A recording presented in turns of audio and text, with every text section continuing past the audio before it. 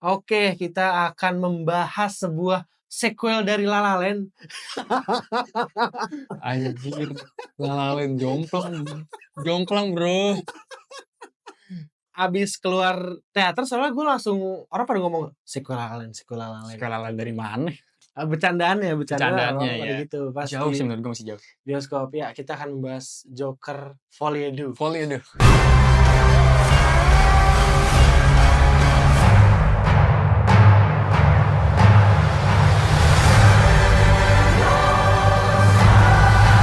Bener kali ya itu ya cara ngomongnya? Cara ngomongnya Folie à tuh Deux. coba yang bisa bahasa Prancis. Bahasa Prancis, Bener gak? Folie à Deux. Volley aduh. Oke, kita mungkin lebih ke bahas reviewnya sedikit tentang filmnya. Tapi Iya. gue lebih pengen bahas kenapa Joker 2 bisa flop. Bisa flop di Seflop ini. Seflop ini di box office. Di Rotten Tomatoes berapa terakhir tadi lu lihat? 33% bro. 33% yang apa tuh? Yang reviewer yang busuk. Kalau audiensnya? Audiensnya kurang lebih sama lah, 30-an juga. Sama segitunya. Ini di Letterboxd kita cek itu Paling di tinggi Letterboxd rating berapa? 2,5 lah. 2 lah mungkin ratingnya ini. Ini 2,5. Tengah ke kiri lah. Tengah. Jarang yang ada 4, nggak ada, paling 3, 2,5, 2. Nah, gitu sih.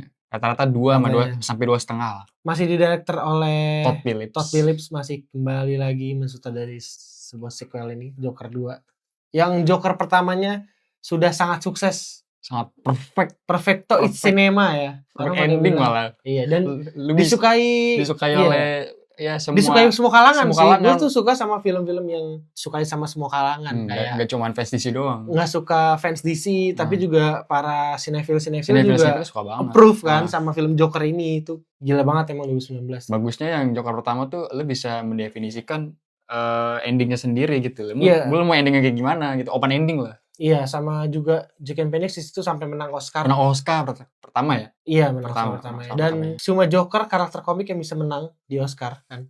Lah iya. Cuma Joker apa? Iya, cuma Joker. Cuma Joker dan karakter sebelumnya Heath Ledger Joker iya, juga. semuanya Heath Ledger. Sebelumnya Heath Ledger, terus sekarang Joker Joaquin Phoenix juga bisa dapat. Oke, gimana filmnya? Make sense kalau banyak yang gak suka. Soalnya iya sih ini film musikal, tapi banyak banget penempatan adegan musikalnya tuh yang gak pas, miss. Tiba-tiba bahkan cringe gitu. Terus juga yang contoh cringe-nya ini udah lama lah, harusnya gak apa-apa lah. Contoh cringe-nya tuh kayak lagi ngobrol dikit nih, lagi sebenarnya situasinya tuh lagi serius gitu, dan lagi suspense lah gitu. Tapi kenapa di kepala lu malah nyanyi-nyanyi gitu?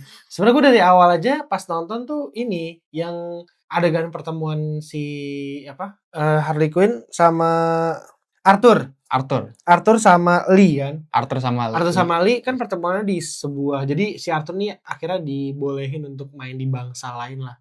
Oh iya. Maksudnya untuk lu mau coba nyanyi kan, suruh coba tarik suara. Perkelakuan baik soalnya. Tiba-tiba ketemu sama si Lee, terus Lee tuh kayak cewek yang ngefans banget sama si Arthur, kayak udah tahu gitu loh. Ngefans. Dan cringe-nya kayak tiba-tiba terus kayak gini. Nah itu. Di trailer kan ada kan, kayak gue nonton anjing apa sih? Caper banget. Caper banget gitu ya. Banyak juga yang menurut gue adegan musikalnya itu sebenarnya nggak perlu gitu. Sebenarnya bukan nggak perlu ya. Kalau lu lihat La La Land, terus Rocketman yang film-film drama musikal gitu, itu tuh memang adegan musikalnya itu ya itu apa yang ada di layar gitu kan. Kalau gue lihat yang di Joker Folie à Deux ini, adegan musikalnya itu apa yang ada di kepalanya si Arthur doang menurut gue. Ya memang ada yang langsung apa yang ada di layar gitu kan. Misalnya pas dia kabur dari penjara atau pas dia pertama kali ketemu Lee gitu kan, nyanyi juga itu. Beberapa yang oke sih. Cuman menurut gue ada yang menurut gue kayak dipaksakan gitu. Ini sebenarnya adegan musikalnya juga kalau ada atau nggak ada juga nggak apa-apa gitu. Yang oke tuh yang menurut gue yang pas adegannya Arthur nonton TV, lihat TV apa? Iya, nonton TV ya. Itu yang pas ada teman-temannya tuh. Yang pertama kali dia lihat berita ya? Iya, lihat berita. Itu kan sebenarnya musikalnya ada di pikirannya kan? Yang aslinya ya dia cuma nonton doang. Itu clue pertama kalau kalian nonton, kalau kalian enggak, itu clue pertama kalau dia ternyata ya udah nyanyi di pikiran dia doang. Di pikiran dia doang kan? Sebenarnya aslinya enggak kan? Aslinya enggak. Tadi kan mungkin udah banyak orang bilang kurangnya nih Joker 2 kan kayak gitu, kayak penempatan beberapa kurang pas. Tapi menurut lu bagusnya di mana? Menurut gue bagusnya lu pasti juga setuju lah sama gue nih. Lebih Apa? ke sinematografi sih. Oh iya. Sinematografi Benar, sama benar, benar. estetika, color gradingnya, menurut gue betul-betul Produksinya oke banget sih. oke banget, Oke banget. bener-bener Oke kayak lu, wah anjir, kayak eye pleasing banget lah. Tone agak beda gak sih sama Joker yang pertama? Iya, kalau tone yang pertama, Joker pertama tuh kayaknya lebih hijau banget lah ya. Ini malah hijau banget lah. Oh, ini hijau banget ya? Iya. Pas sama aja. Sama aja gak sih? Sama aja kayaknya ya. Sama lah ya harusnya tone ya. Cuman yang pertama kayaknya lebih suram. Yang pertama kayak lebih suram aja Yang gitu. pertama. Kayak lebih dark aja kayak yang pertama. Iya, ini tuh menurut gua lebih hijau banget aja Hijau sih. banget, tapi di beberapa part juga pas juga color gradingnya gitu, nggak terlalu hijau dan nggak terlalu gelap juga. Kalau udah review mungkin udah banyak. Coba kita lebih ke analisis nih kenapa Joker Folie à Deux ini bisa se-flop ini gitu. Secara production udah bagus kan. Sih Iya. menurut gua ada yang terlalu nyampah-nyampahin, menurut gua nggak setuju juga sih. Ada yang salah sih menurut gua. Ada yang apa maksudnya ada yang sampai nge-hate banget lah. Tapi menurut ada gua yang hate banget. kalau disuruh film kan banyak aspek kan. Bukan yang sampah banget sih, enggak. Cerita dan eksekusinya aja emang kurang. Yang kurang, ya. Iya, tapi secara yang tadi udah bilang secara sinematografi, production-nya tuh cakep banget lah sebenarnya. Parah, bisa dijadiin lukisan itu kayaknya. Bisa jadi wallpaper. Iya, kita ngeliat trailernya gue suka banget kan. Makanya Iya. orang trailer pada excited banget karena bagus banget Sebagus gitu. itu, Trailernya gitu. asik banget kan, musical gitu. Makanya sampai disandingin sama La La Land menurut gue ya jauh lah. Sungkem dulu Todd Phillips sama Damien Chazelle. Kalau oke, kita analisis kenapa bisa se-flop banget nih. Oke, lebih ke ekspektasi mungkin kali ya. Benar. Ekspektasi karena kita pengen Joker yang diliatin ini, Joker yang diliatin ini yang di Joker Folie à Deux ini ada lah pengembangan karakter, terus juga Joker yang bikin chaos anarki di tengah kota sama Harley Quinn.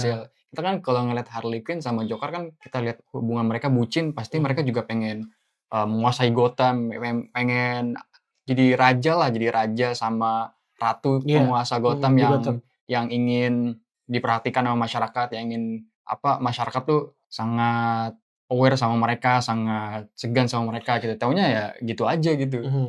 Simbol perlawanan ya? Simbol perlawanan gitu. Atau kan emang mungkin ekspektasi penonton tuh pengen Joker nih ini ya kayak apa ya beneran jadi sama aja kayak harapannya warga Gotham. Iya, harapan warga Gotham untuk melawan korupsi, melawan pemerintah gitu. Warga Gotham nih pengen si sosok Joker ini jadi pemimpinnya lah. Pemimpin perlawanan. Ya. Karena kan di ending Joker pertama kan kita ngelihat wah dielulukan nih masyarakat gitu kan. Dijadiin simbol lah orang-orang pada berpakaian kayak Joker simbolnya. Terus apa yang ada di ending Joker pertama tuh dibawa ke next level di Joker kedua gitu. Dilakuin bener-bener ya. Lebih chaos lagi lah. Mungkin itu kalau emang dijadiin kayak gitu, menurut gua nggak se-flop ini sih. Iya sih. Iya, maksud gua film bagus dan film nggak laku kan sebenarnya nggak bisa bareng kan. Iya nggak bisa bareng sih. Mungkin tapi nggak harus flop juga gitu. Iya nggak harus flop juga, banyak film-film yang jelek tapi rame kan. Tetap rame gitu. Laku. Nah ini ada yang salah kenapa ada bisa. Yang salah ya. Joker jelek tapi se-flop ini loh. Berarti orang mengecewakan itu denger ada sequel Joker gitu loh. Mungkin orang tadi jadi pengen nonton tapi ketika reviewnya hancur di mana-mana. Hancur, terus ratingnya juga anjlok.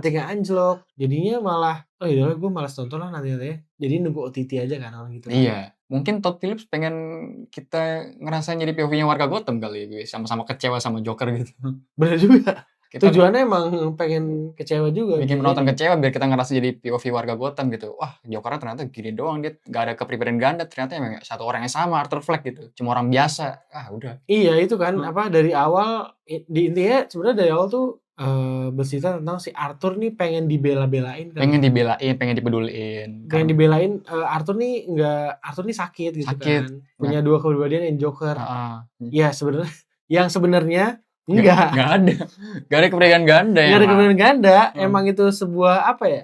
Emang dia pengen diakuin aja gitu kayak. Iya. Wah, dia tuh pengen ngerasa nggak sendiri aja gitu. Tapi setelah itu selesai ya dia pengen balik ke jadi dia sendiri aja gitu.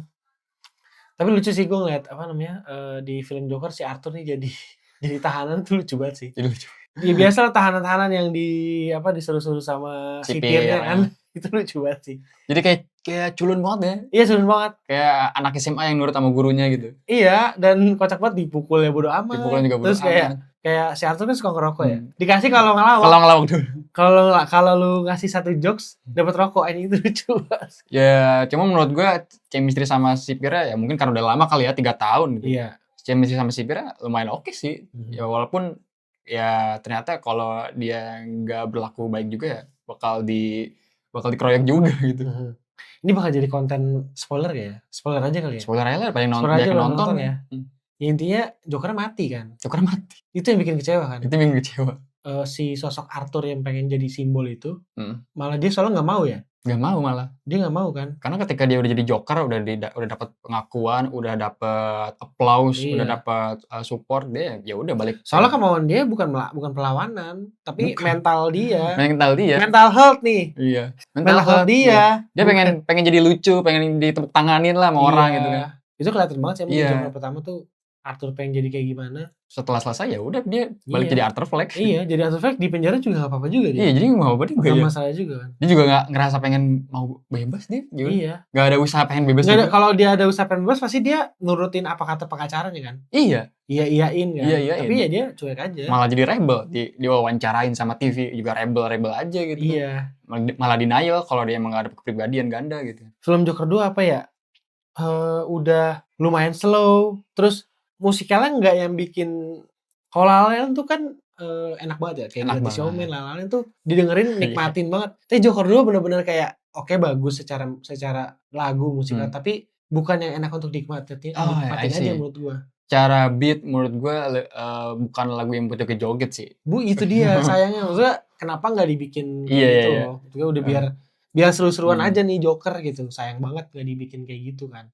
Mungkin ekspektasi kita juga terlalu tinggi sih. Ini lebih ke konten keresahan aja lah inilah. Terus juga minim koreografi juga gak sih? Kalau kita lihat di film Rocketman, La La Land gitu kan, kalau main karakternya adegan musikal nyanyi itu koreografinya ada koreografi dari orang-orang sekitarnya gitu. Iya. Ini kayak nggak ada interaksi juga sama orang-orang sekitarnya gitu. Orang sekitarnya malah diem aja gitu. Benar. Malah ngelamun.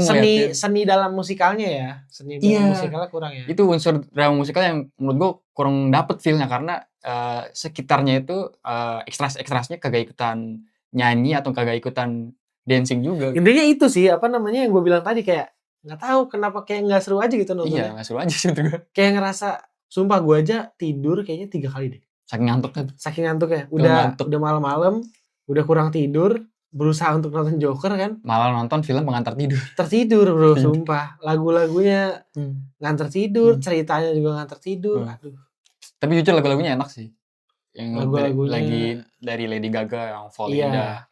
Ini suara ya kayaknya emang tujuannya Lady Gaga sebenarnya buat nyanyinya dah. Soalnya gak berpengaruh sama plot juga ya, jujur ya. Lady Gaga ada atau gak ada dia sebagai Harley Quinn, menurut gue gak ada pengaruhnya juga buat plot, gak ada pengembangan karakter di Jokernya.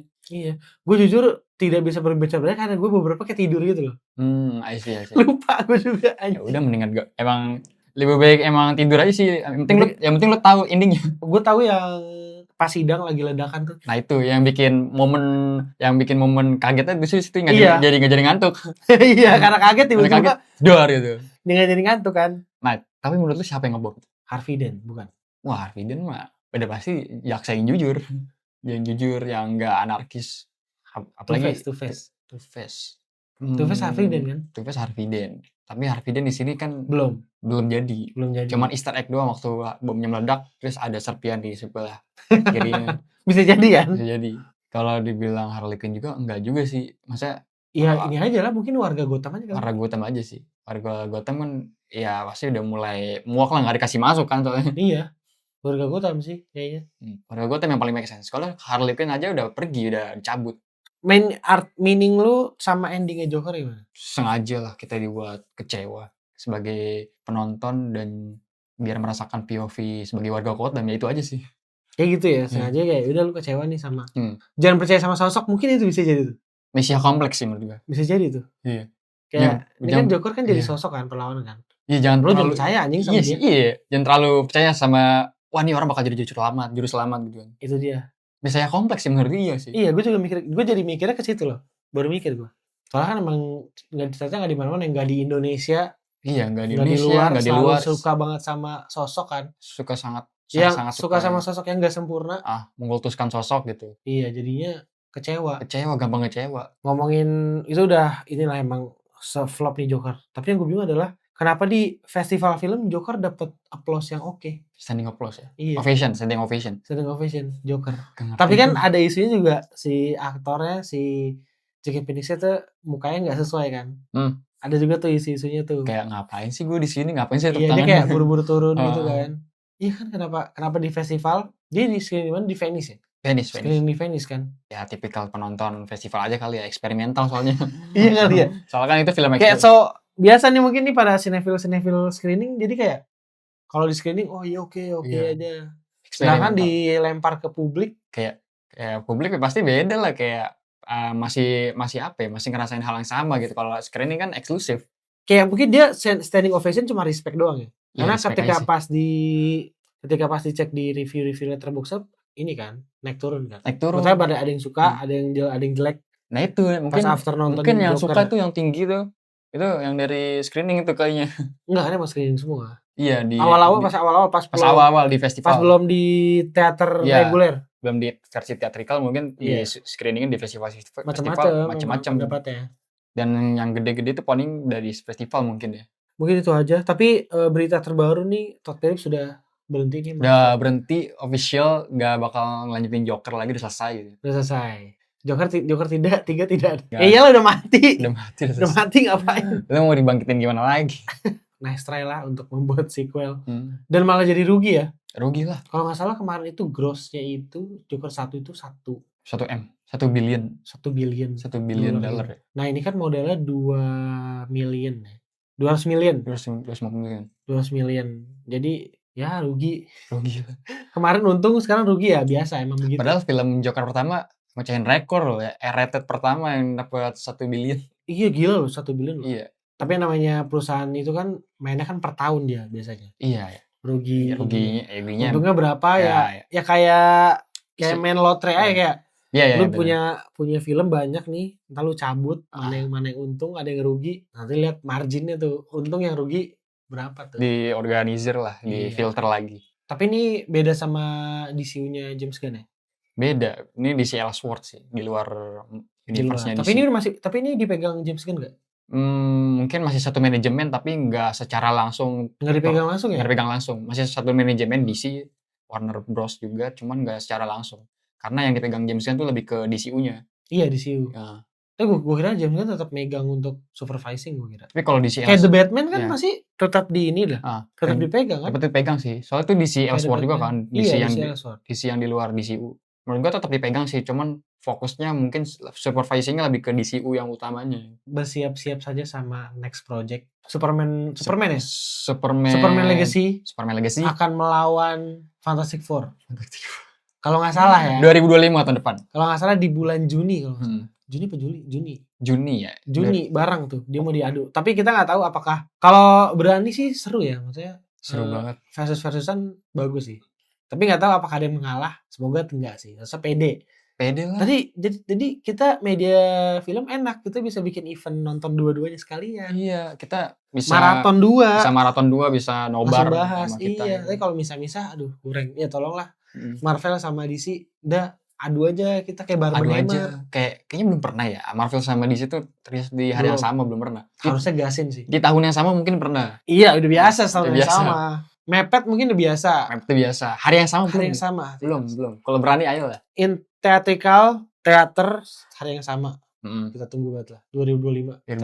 Siapa yang menang? The biggest year of DC dan Marvel. The next Barbenheimer. Kemarin Barbenheimer udah di luar. Sekarang fans komik nih saatnya. Fans komik ya. Kalau Barbenheimer kan kalau Barbenheimer kan lebih ke ya udah double feature. Kalau ini double feature comic book belum pernah. Comic book Fantastic Four dan Superman Legacy. Dan dua-duanya sebenarnya pede-pede juga, maksudnya ini sebuah project yang ditunggu-tunggu banget kan. Ditunggu ambisius. Soalnya dua-duanya juga sama-sama remake sih. Dan mereka dua-duanya sama-sama pede gitu kan. Sama bagus juga kan secara pas first look-nya juga oke, Fantastic Four, terus juga Superman Legacy sebuah awal dari DCU. DCU juga. Sama-sama pede dua-duanya kayak diadu asik nih. Itu sih. Ayolah Marvel DC lah. Oke, berarti itu aja Cinefilians. Jangan lupa follow semua sosial media Falling Film. Ada di TikTok